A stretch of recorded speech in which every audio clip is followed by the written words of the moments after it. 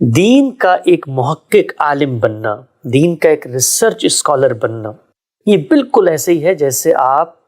آنکھ کے ایک بہت ماہر ڈاکٹر بنتے ہیں، یا جیسے آپ ایک بلڈنگ کے بہت ماہر مہندسی انجینئر بنتے ہیں، اسپیشلائزیشن، یا آپ کیمیکل سائنٹسٹ بنتے ہیں۔ جب آپ سائنٹسٹ بنتے ہیں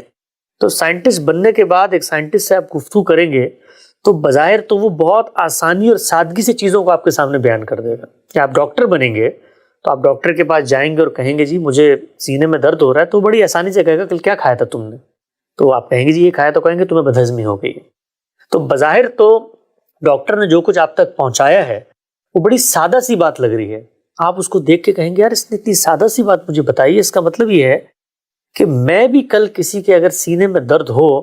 تو اس کو یہ کہہ سکتا ہوں کہ تمہیں بدہضمی ہوئی ہے، تو اس کا مطلب ہے کہ میں بھی ڈاکٹر بن سکتا ہوں۔ ایسا نہیں ہے، ہمارے ہاں عام تصور دین کا عالم بننے میں بھی یہی ہوتا ہے، اور جو دنیا کے شعبے ہیں ان کا بھی یہی ہوتا ہے۔ ڈاکٹر جب یہ بتاتا ہے آپ کو کہ تمہارے سینے میں جلن ہو رہی ہے، اس کی وجہ بدہضمی ہے، تو یہ محض کسی ایک نقطے کو دیکھ کر وہ یہ بات نہیں بتا رہا۔ سینہ کیا ہوتا ہے، فوڈ کیا ہوتا ہے، اس سے الرجی کیسے پیدا ہوتی ہے، وہ الرجی اریٹیشن کیسے پیدا کرتی ہے، انسانی اعضاء کیا ہے، انسانی جسم کیا ہے، اس کی پیچیدگیاں کیا ہیں، وہ جب یہ دیکھ رہا ہوتا ہے تو وہ آپ کی عمر کو بھی دیکھتا ہے، آپ کی آنکھوں کی رنگت کو بھی دیکھتا ہے، آپ کی روٹین کو بھی دیکھتا ہے، آپ کی ساری ٹیسٹ رپورٹس کو بھی دیکھتا ہے، وہ خون کو بھی جانتا ہے، اس کے نظام فکر کو بھی، ہر چیز کو جانتا ہے۔ تو نتیجے کے اعتبار سے تو آپ کو بڑی سادہ سی بات کر رہا ہوتا ہے۔ جس طرح آپ کسی مولوی صاحب کے پاس آئیں اور ان سے پوچھیں بٹ کوائن جائز ہے، تو بظاہر وہ آپ کو بہت سادہ سے جواب دیں گے، ہاں بالکل جائز ہے، یا کہیں گے نہیں جائز ہے، اور ایک آدھ اس کی وجہ بتا دیں گے۔ لیکن یہ جو سادہ ریزلٹس آپ کو نظر آ رہے ہیں، یہ اپنے پیچھے ایک بہت کمپلیکیٹڈ سائنس رکھتے ہیں۔ اتنی کمپلیکیٹڈ سائنس ہے کہ اگر تھوڑا سا اونچ نیچ ہو جائے تو اس سے لوگوں کی جان جا سکتی ہے۔ مثلاً اگر ایک 60 سال کا آدمی ڈاکٹر کے پاس آ کے کہتا ہے کہ میرے سینے میں درد ہے، اور وہ اس کو اینو کی گولی دے کے کہتا ہے کہ آپ کو بدہضمی ہے، اور وہ دیکھنے کی زحمت ہی نہیں کرتا کہ اس عمر میں بالعموم لوگوں کو ہارٹ کی بیماری ہو جاتی ہے، تو عین ممکن ہے کہ بندے کی جان چلی جائے۔ تو یہی معاملہ دینی علوم کا بھی ہے۔ اگر آپ میں